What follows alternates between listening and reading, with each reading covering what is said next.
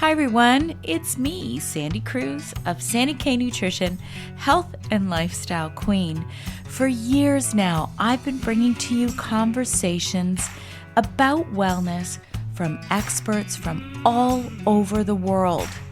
Whether it be suggestions in how you can age better, biohacking, alternative wellness, these are conversations to help you live your best life. I want to live a long, healthy, and vibrant life. Never mind all those stigmas that as we reach midlife and beyond, we're just going to shrivel up and die with some horrible disease. Always remember, balanced living works. I really look forward to this season. Hi everyone, welcome to Sandy K Nutrition, Health and Lifestyle Queen. Today with me, I have a special guest. His name is Baran Dilavar, and he is the co-founder and CEO of Wonderfeel Biosciences. And today we are going to talk all about NMN and how that affects NAD levels in the body. We're going to break down the science that's out there. This is the longevity molecule, NMN. Everybody's talking about it. We're going to break it down for you so that you understand it and see if it's right for you.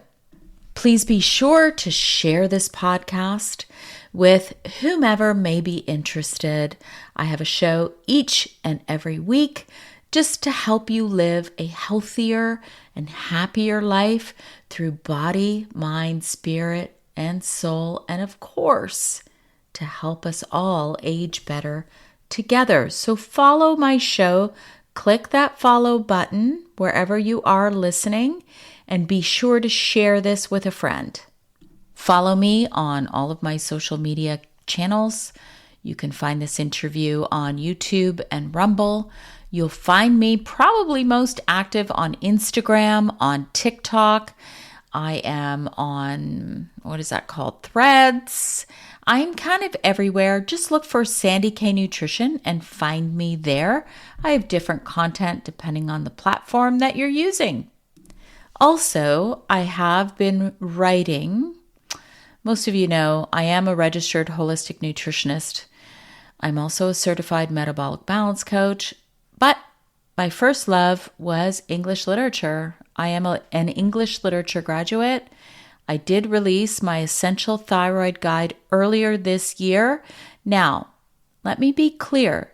This is not a clinical book. If that's what you're looking for, then be sure to go and get a clinical book. My Essential Thyroid guide is simply that. It is a simplified patient advocacy guide just to help you understand this crucially important little organ.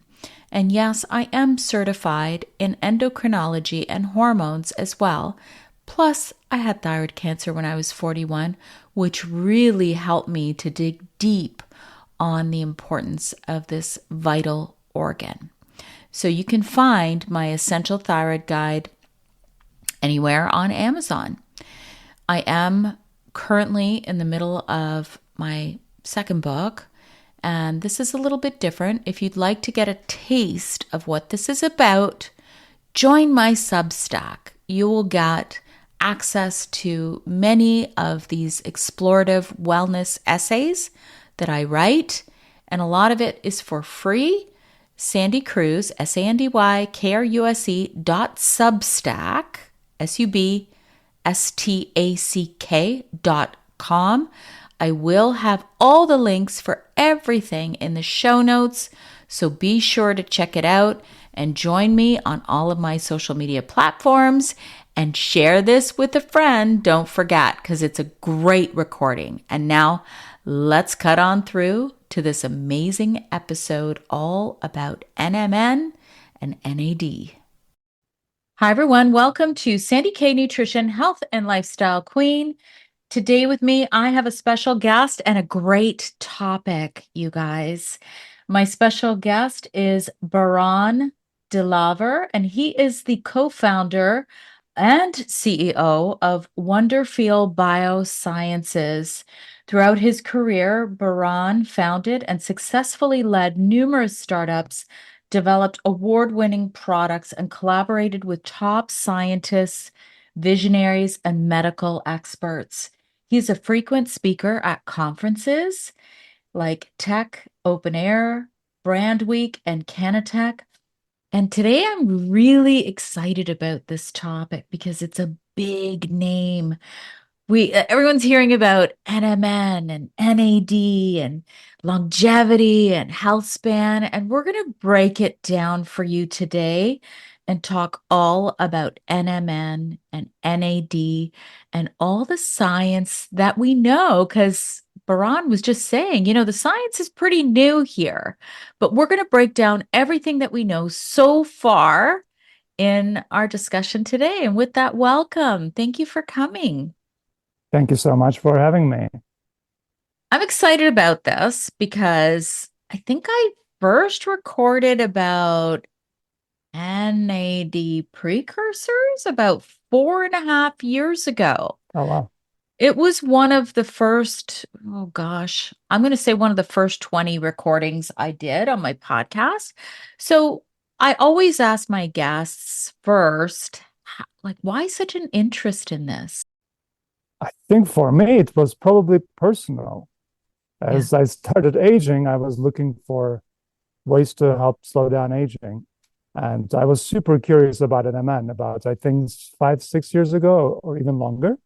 And it was so expensive. Trying to find a good source was going to cost me about $10,000 a month. So I think that intrigued me, but it also corresponded at the same time, coincided with the same time where I met Dr. Sussman, Professor Sussman. So he's our chief medical officer, but I first watched him in one of the medical conferences I attended. And there was maybe 30, 40 people that I listened to, and he blew me away. He was just fascinating the way he was talking about science and his background, and he was answering questions. And it turned out that, if you don't mind, I'll give you some background on him because it really influences how we do our work and our research. So his background happened to really be very much into what we are doing currently. So he's a professor. He's a Harvard-trained physician. He was a doctor for the longest time. He ran divisions at Columbia University. But then he found his joy in research and, moreover, drug discovery. He raised over $150 million of NIH grants, wrote over 170 papers.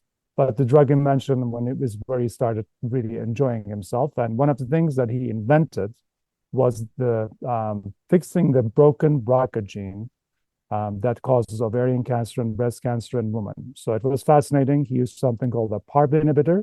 And while doing that, NAD was everything that he was touching inside the cell. So a lot of the NAD papers do cite him, actually, his original work. So yeah, he happened to know a lot about what we are doing. So that's how we got started. And that's where we are now after, 6 years, 7 years. That's fascinating that he was talking about it that long ago. I think it's really important because this to discuss and break down first, like what happens to our bodies as we age. Mhm. Because you mentioned that you definitely have a personal interest in it, as do I. I'm going to Mhm. kind of do everything I can just to age better and do my best to avoid disease if I can, right? I don't think we can control everything. However, you have a personal interest in this. We have to talk about what happens to our bodies as we age and then maybe break down how NAD comes into play. Well, I think looking back in the last 100 years, for instance, we have actually doubled our life expectancy. So we're living much longer, but we don't live in a healthy state. Like most people are suffering in their 60s, 70s, especially like 80s. So longevity science has come long ways in the last 5 to 10 years trying to understand, because first we were trying to address the basic diseases, and now what is happening with age. So with age, as we age, all these diseases start coming on, such as cancer, diabetes, Alzheimer's, dementia, heart issues. but you rarely see somebody in their 20s, 30s dealing with Alzheimer's or dementia. So why is that? Why is that, like, as we age, these very serious diseases that are the 90% of the causes of death start coming on? So again, the longevity science has come long ways, and we have about 15 different contributors to understanding what causes aging, and NAD definitely plays a big role in 5 or 6 of these main reasons that we are aging. So NAD, just getting into NAD a little bit, it's something your body produces in billions and billions every day. It takes part in over 300 enzymatic processes, and 70% of it goes into energy production in the cell. But as we start aging, even starting in our 20s and early 30s, NAD levels start declining. So by the time we get to the age of 50, you might as well have only 50% of the same NAD production as you have when you're in your 20s. So it's a big decline. And the way that expresses itself is in a variety of ways. You usually don't have the same amount of energy or same amount of ability to recover as in your 20s. Think about, like, if you do a really hard workout, you are able to just like come back from it right away. You don't have aches and pains. So with the declining NAD, for instance, your body's ability to fight inflammation decreases. And inflammation and chronic inflammation, for instance, is one of the main contributors to diseases or just decline, overall decline. And when you're younger, your body is much better to be able to cope with the inflammation. And as you get older, all these little offenses, even if you live a really healthy life, it takes you longer to be able to bring the inflammation down. So if your body's putting so much energy in fighting inflammation, it doesn't have all that energy to do other things, for instance. So yeah, the idea is, how can we slow down the aging? How can we slow down to get to those levels that your body is much more fragile or much more receptive to various diseases? And then there's a bigger question: can we make you live longer? Can you live past 90, 100, 110, 120, 130? So we are in the longevity science, and we see some radical ideas and innovations that are very exciting. So I do think that in our lifetime, we'll see the ceiling of 120 years being passed. I think people can live to 130, 140.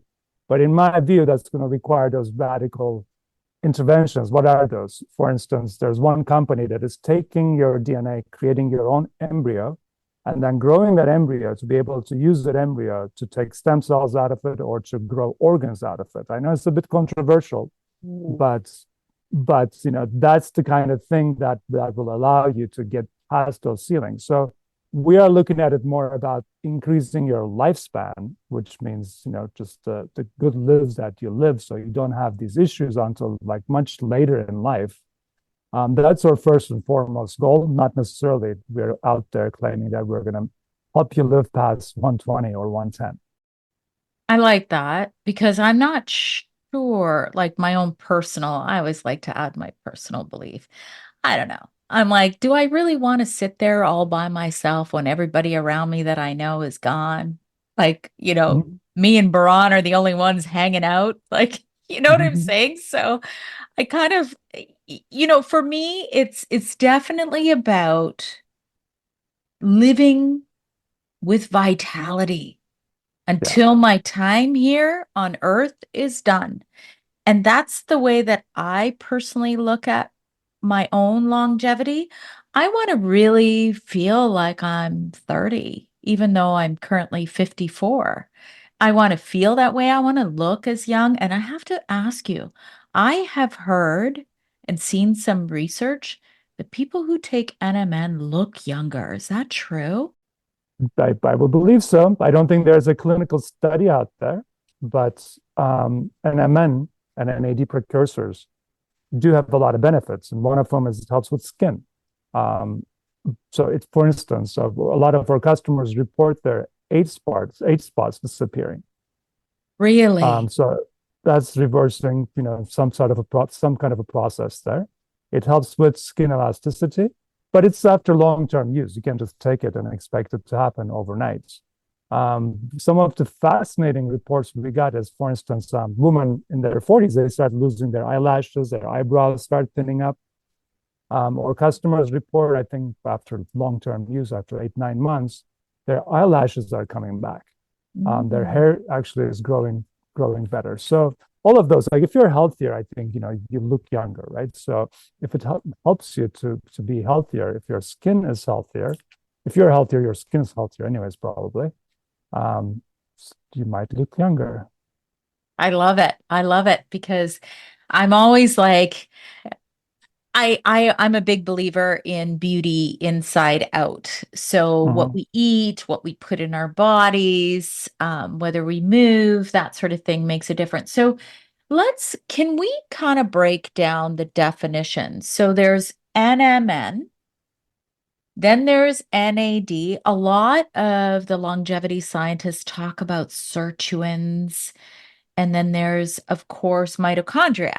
Like the mitochondria are those energy factories within the cell. So, how do they all connect and make it easy for our audience to understand? Okay, great question. So we have the cell, right? We have billions of them, maybe 35 trillion of them in our bodies. And inside every cell, there's mitochondria.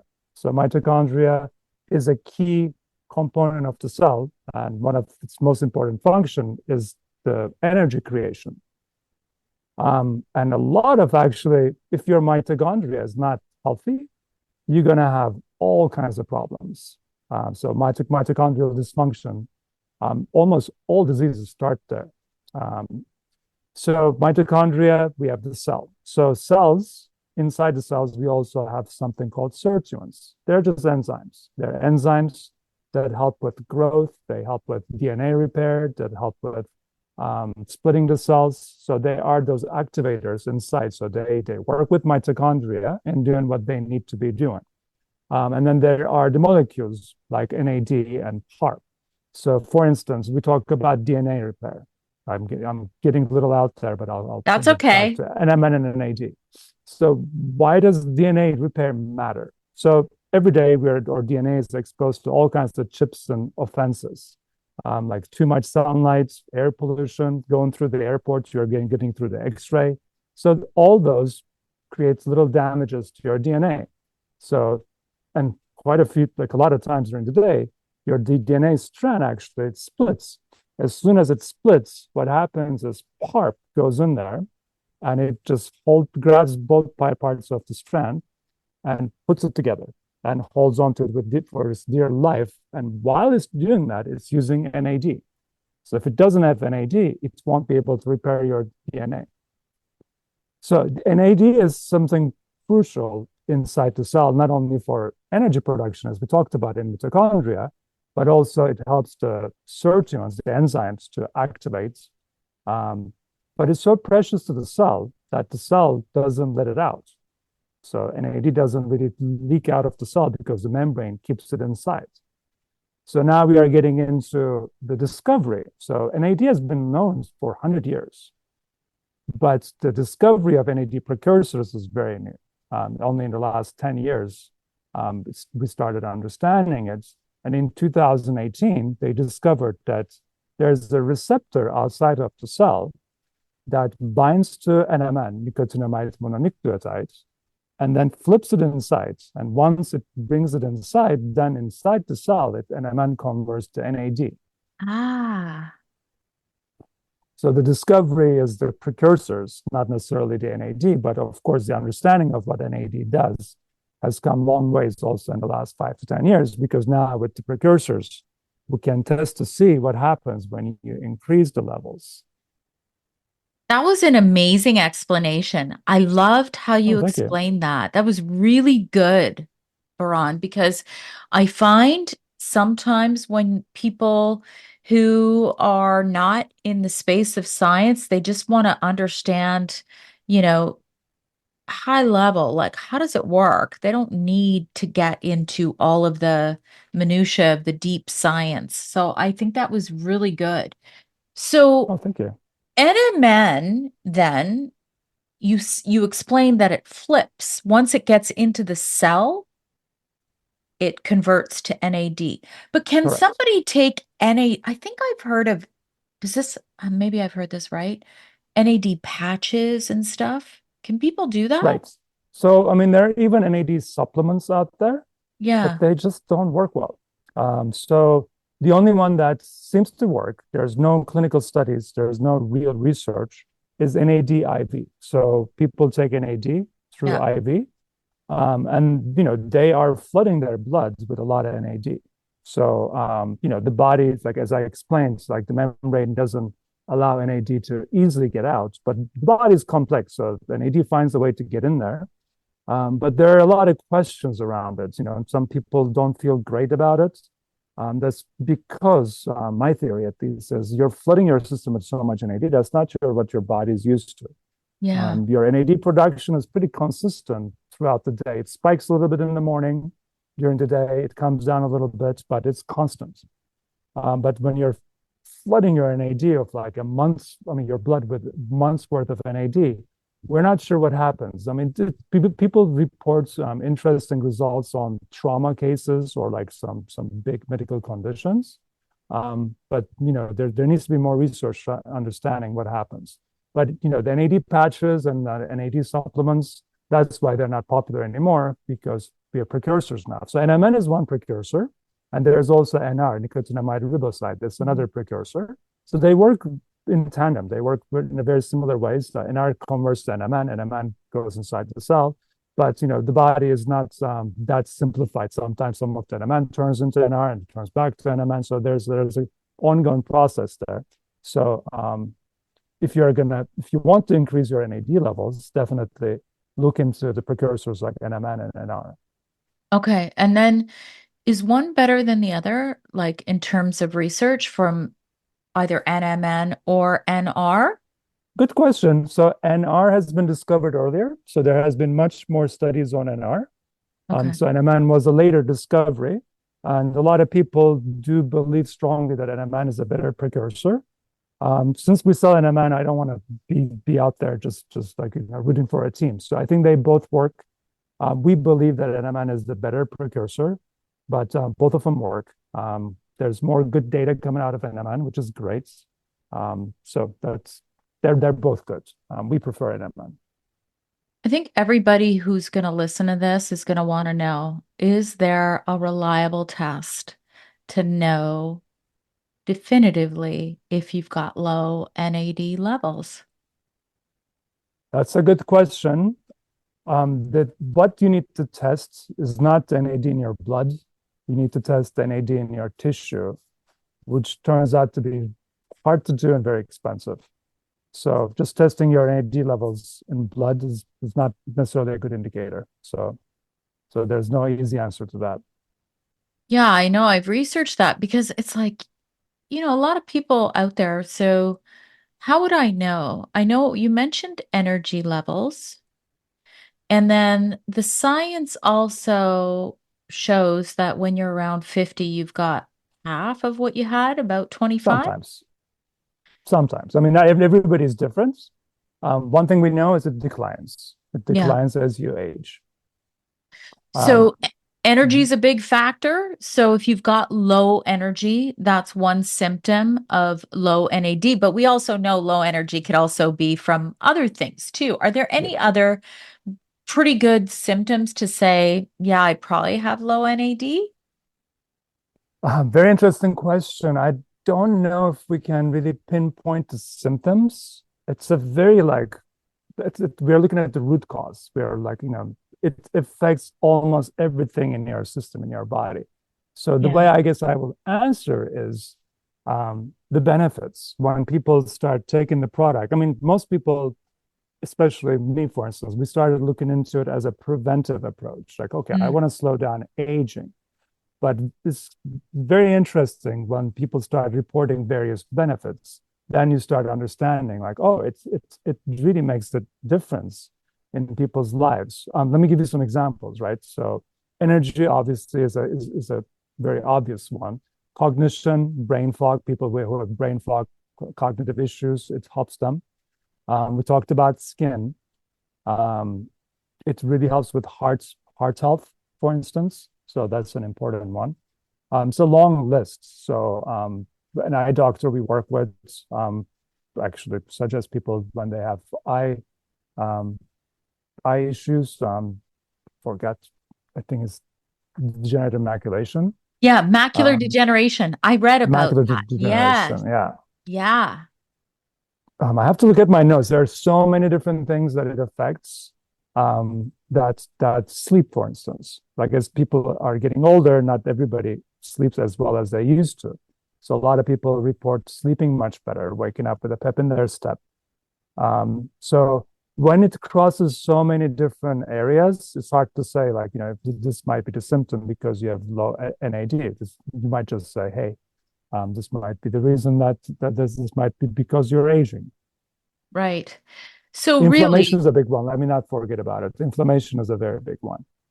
So we didn't expect it, but people will start reporting the next day after taking our product that their knee pains will go away, like a runner's knee pain go away. This was not expected because this is a preventive approach. It's a long-term protocol. So once Andrew and our team started looking into it, they understood the pathways and they came up with some good theories. And sure enough, then we started proving that point in preclinical work that because it actually brings the inflammation down.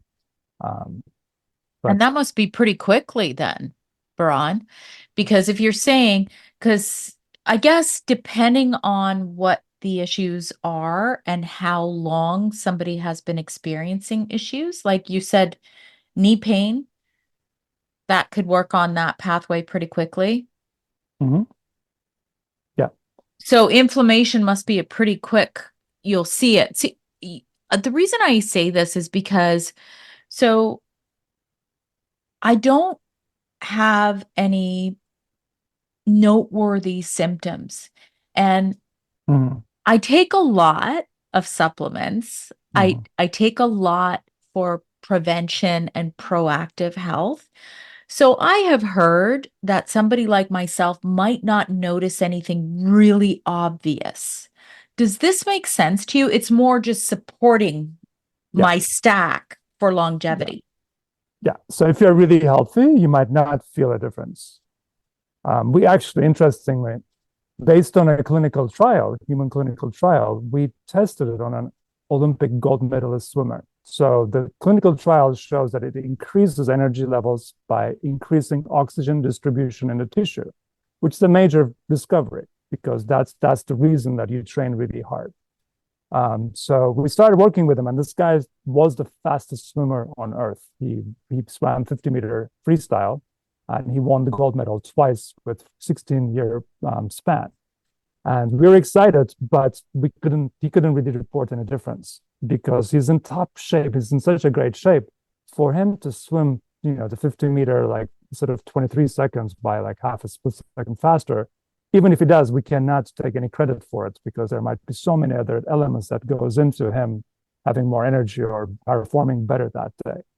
But it's easier to recognize that when, for instance, somebody is 70 years old and they have a hard time going up 2 flights of stairs. Now they can go up 3 flights of stairs. So there are some good clinical trials showing that their grip strength, their muscle strength comes back or gets better. They have more stamina. But yeah, somebody who's really healthy, they might not feel anything. Right. Okay, that's good to know. Now, we briefly touched on ovarian health. There's some research. I know that my audience is a little bit more, our ovarian function is petering out as we reach menopause. But many of us who care about our children, or if we are still in perimenopause and want to have children, this is an important finding about NMN and ovarian health. Do you want to talk about that?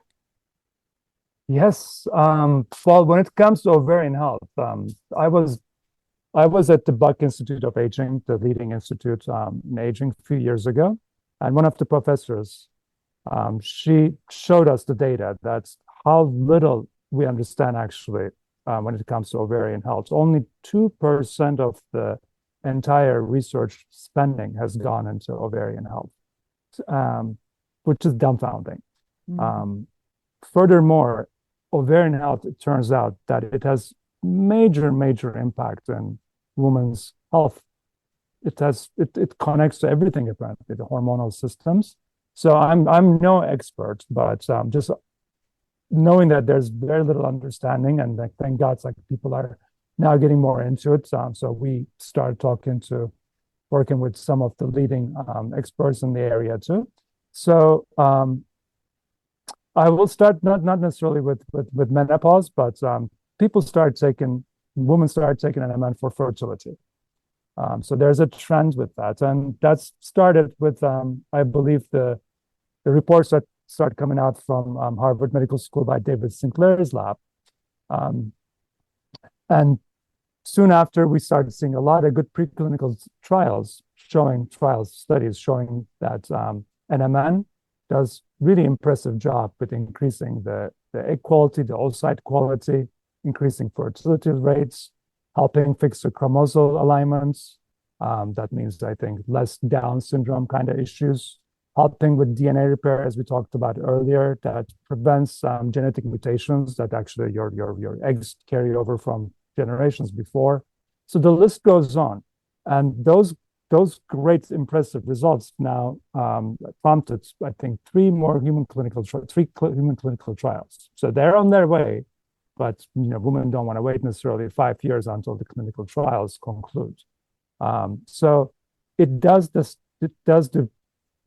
help with the ovarian health, fertility, but it also helps with the symptoms, for instance, of menopause. It helps with hormone balancing. So the OBGYN doctors start recommending to their patients. So I have to look at the list, but it helps the ovaries to function better.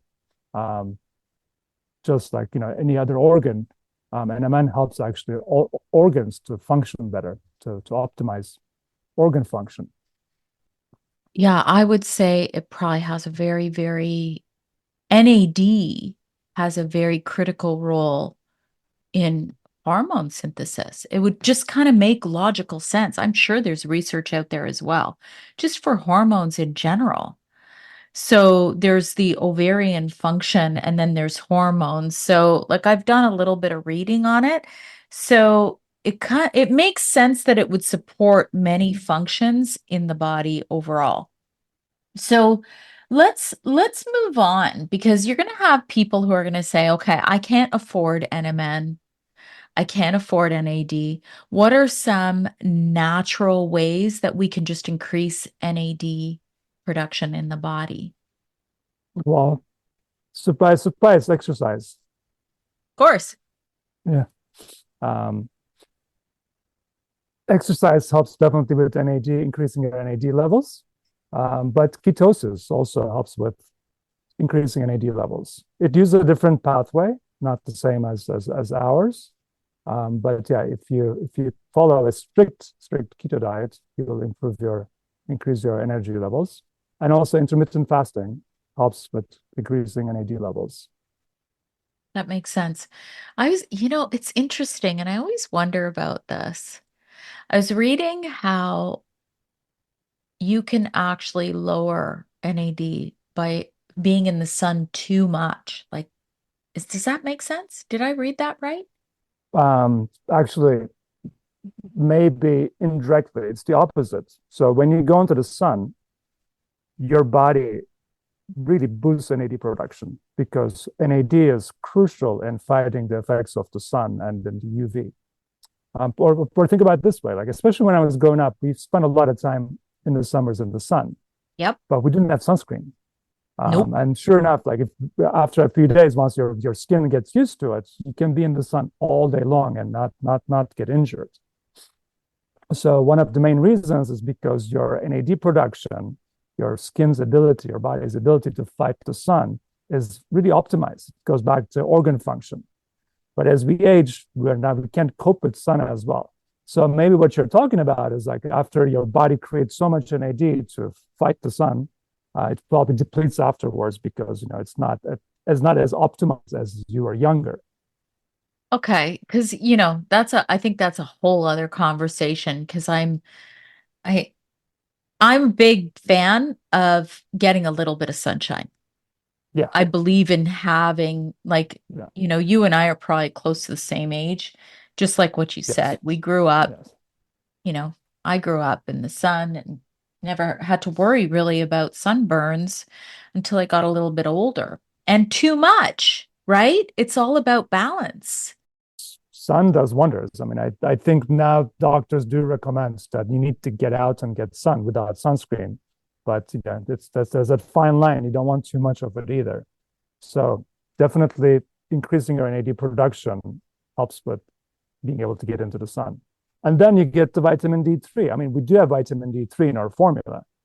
It's one of the most overlooked longevity, I think, drugs, not drugs, supplements, let's say. I think a Stanford professor tried to put the spotlight on it.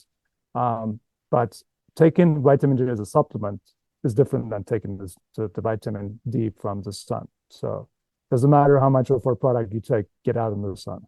Yes, I'm with you on that. I always get out. Go walk your dog, everyone. Okay. Um, so I have to ask about contraindications because there's some, there's something I read about cancer and NAD or NMN. Like, I can't remember. Is it too much or is it if you already have active cancer? Like, we got to talk about the contraindications. Yeah, good question. Let's be very clear about it. Um, Most of the studies show that NMN will help actually with keeping cancer away.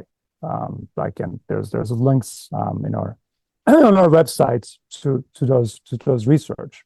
However, there's one research paper that came out a few years ago, and they had mice with cancer. They took mice who already had cancer, and they have given these mice NR, not NMN, and then they looked at what happens, and they saw that some of the mice did better, some of them did not do better, and they saw that the mice was also the cancer cells in the mice were also getting the benefit of the increased NAD levels. And that's expected because cancer cells are very hungry for energy. And NAD is key to energy. But it was a very small study. There were only 10 mice. And the numbers were so even that you couldn't really make much sense out of it. But I mean, it's expected that the cancer cells will benefit from the increased energy levels. But we also see that increase in NAD levels tremendously help the T cells that fight cancer. So if the question is, if you are going through cancer treatment, if you have cancer, should you take NAD precursors? Let's be cautious. There's no reason to recommend that. So that's where I will stop. But if your cells are healthy, there's not a single sign out there that it will cause cancer out of nowhere. Okay. That makes sense. And also the thing to note is that, just like what you were saying about the research, not all cancers are the same No. either, right? Like, so there's some that go rogue and maybe, so I like that. I like that, everybody is individual. And so speak with your own practitioner as it relates to that, because there's no Yeah, medical but advice here. And completely okay to be cautious when you're in that state. yeah, Caution is probably better. That's fine. yeah. Yeah. Are there any other contraindications for NMN? We have not seen any red flags. So when you give too much NMN to mice, they just live longer. So last year there was a study that came out. It was giving people 2,000. Doses, by the way, very important with NMN when it Oh, comes to we got NAD to talk about precursors. that. Yeah, yeah, We yeah. got to talk about that. Yeah. So they've given patients 2,000 milligrams per day, which is more than double the dose that what we have. And again, there's not a single red flag, not a single effect was reported. It seems to be very safe just because it's something your body produces. It just doesn't produce as much as you get older. One thing we're cautious about is, people in their 20s, early 20s want to take the product. And we said, we don't think we need to. I mean, so far, there's no research that will make us believe that you'll benefit from these increased NAD levels. But, once you pass a certain age, it seems to be very, very safe. Some of the research says 1 gram a day is what you need to maintain that good level. But I think yours is closer to 2 grams in No, terms. no, no. Ours is a formula. So we have 900 milligrams, close to 1 gram. Right, right. But Dr. Salzman, we worked with Dr. Salzman, and we added a few really interesting ingredients into the formula. So the idea is to make sure that, number one, NMN can get into the cell without being damaged on the way to the cell, but like once inside the cell, also to optimize the cell function. So we have certain activators in there. For instance, so let me just give you an example. So we have something called ergothioneine in our formula that is derived from mushrooms like porcini mushrooms and lion's mane mushrooms. And I hope it gets more attention. It could be its own superstar supplements in the future, just because it's found in mother's milk and it's prevalent in mother's milk, and babies have receptors for it. We don't know why yet. It also collects in the body for up to 30 days where it's tissue damage. There's not a single antioxidant that I know of that does that. So the body has various ways to work with it. But the way it was discovered was Alzheimer's and dementia patients. When they give them porcini mushrooms in the morning, those patients will behave really well that day. And there's correlative information out there showing that people who are exposed to more mushrooms, eating more mushrooms, the population has less dementia and Alzheimer's. So that's how it was discovered, but it's really interesting that it's in mother's milk. We also have polyphenols from olive oil, really good olive oil, olive plants, and we have a little bit of resveratrol. So they all kind of work together. So dosing is important when it comes to NAD precursors, because 4 or 5 years ago, it was so expensive. The doses out on the market were really low. And clinical trials show that low doses doesn't do much. Like you really need to be able to give a decent dose to be able to see the benefits. So we based our dose on one of the largest clinical trials, human clinical trials to date. And we dove into the numbers and we looked at the median scores, and we did a lot of deep diving in determining our dosage. But now people are taking more. A lot of our customers, they take double the dose or they take another dose in the afternoon. So I think one way to feel safer about this is because people take these NAD IVs, they take many, many, many times more dose than what we are giving. And so far, they seem to be okay with it. So here's a question. If for me, I don't really have any noticeable symptoms that I have lulls in energy or anything like that. Can I take 1 instead of 2 capsules? Or because you mentioned that it's more optimal for a person to take the correct dose. Mm-hmm. Well, I take 2. I take the proper dose. So it's because it's 2 capsules. 2 capsules makes it to 900 milligrams. Yeah, of course. Sometimes people in the early 30s, probably it makes sense for them to just take 1 capsule, see how they feel. We don't have enough clinical trials like investigating what happens to somebody at the age of 32 versus 62. But overall, it's a very safe ingredient. And for it to work, you need to take a decent dose. And decent dose is what is a decent dose is based on the clinical data that we've looked into. Of course. Now, can someone feel jittery if they take 2? No, it's not like that. It's not like so coffee. it doesn't work that way. No, and it's not like, again, the energy levels, you'll see the increase in energy levels not overnight. That will probably come after a few weeks.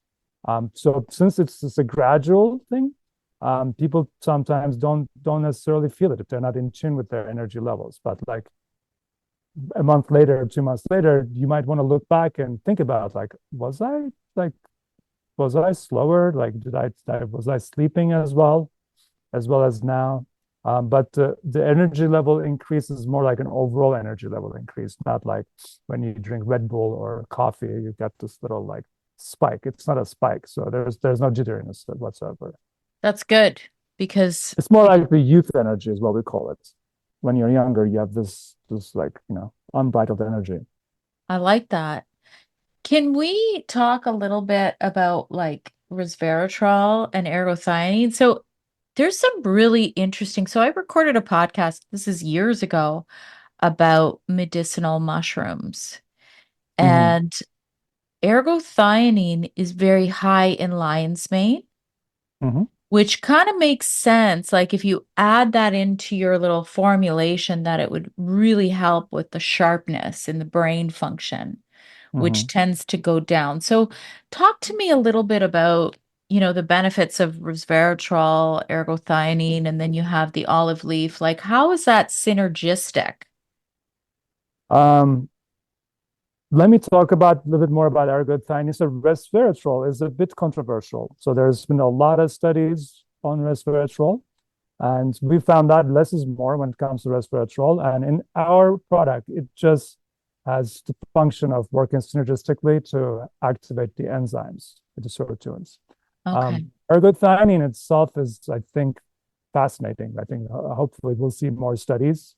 It was very difficult for us to figure out the dosage, for instance. Again, dosage is key. We're not putting in there just for window dressing. So what's the right dosage? And we ended up talking to the Nobel Prize nominee in 2021 for his work on antioxidants and vitamins in 1990s, Barry Halliwell from University of Oxford University. And it was funny because he was like, "Yeah, I'm not sure about like all my other work, but he's like, it brought me to ergothioneine." He was so excited to hear from us. I think he's in his late 70s or early 80s. So more research is needed, but it does help with cognition for sure. But there's whole another list of benefits that it has. It's a very interesting antioxidant. Hmm. Again, it collects where there's tissue damage, so it also helps with damages of sunshine and damages of UV light, for instance. Oh, Um, Again, it's a long list, but it's also anti-inflammatory. So talking about the synergy, what we have done is we have done some preclinical studies to see how the synergy works. And we looked at inflammation being one of the major contributors of aging. So we injured the cells by using hydrogen peroxide. And then we applied, for the control group, we applied a very powerful steroid called dexamethasone to see how that reduced inflammation in the cell. And sure enough, it was very powerful. It decreased the inflammation by 50%. wow. And then we administered each one of our ingredients on their own to see what they do with inflammation. And sure, they helped a little bit, but nothing significant to report. But when we combined them, we brought down the inflammation by 36%, 37%, which is very, very powerful because we are able to compare it to steroids like dexamethasone. And, of course, I mean, not everybody wants to take steroids all day long, every day. So it's a very powerful natural alternative to it. We need to keep doing more studies to be able to report it. I mean, to be able to publish it in peer-reviewed papers. So there's more studies to be done, but the initial results are very, very powerful and fascinating. So that's where the synergistic effect comes in. They work together, and the numbers really shoot up. That's amazing. So, of course, there's a big thing that a lot of people are talking about manufacturing practices in supplements. Mm-hmm. And the fact is that you're going to get a few of those poor practices that give supplements a bad name. So I noticed you guys have third-party testing, independent Of course, testing. yes. Um, And we made sure that we have a QR code there so people can actually scan the QR code and go to the certified third party lab's website to verify the numbers.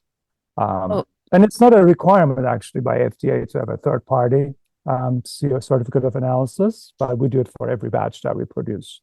But we do much more than that. We scrutinize each ingredient that goes inside. So we have all kinds of tests. Now, to your point, yeah, there's a lot of labels don't match what's inside, unfortunately. So it's important to make sure that you buy it from a trusted source. Yeah, I agree. Third-party testing, potency guaranteed, superior ingredients, all of those things matter. So that's great. Is there anything that we missed? We kind of covered a lot in a shorter period of time. We covered a lot, but I'm sure we missed quite a few too, because again, it's a wide range of benefits, and there's a lot of different clinical studies coming out. But it's okay, I think Again, we covered a lot of ground already. I think, one of the big things I always say to people is resonance matters. Like if this resonates with you, I always Mhm. encourage people to do research to see if it's something that would work for you. Because, okay, listen, I do research every single day, and Mhm. not everybody's into that. But I feel like if you're putting something in your body, you have to resonate with this. And for me, I'm always looking at ways to optimize how I'm going to age and be preventative and proactive with my health. This is a Yeah, great way to do it. I think that's the key here. So the goal here is to prevent diseases. The goal here is to stay healthy. So this is one of the most important discoveries in the longevity science, because you're able to bring the body up to younger levels of how it fights the various age-related decline. Yes. So, and more people are doctors and healthcare practitioners are now learning about it.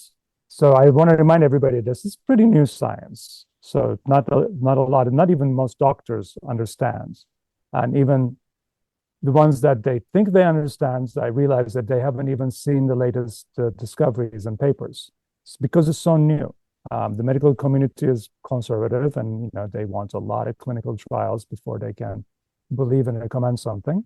So there's a tremendous amount of promise with the NAD, NMN, and our science, and I think I'm sure we're going to see many, many more great clinical trial results that's going to come out, and then more people will benefit from it. So, and then we are seeing the application of these in addressing medical conditions as well, which is fascinating. But that was not the goal to start with. The goal was to stay healthy.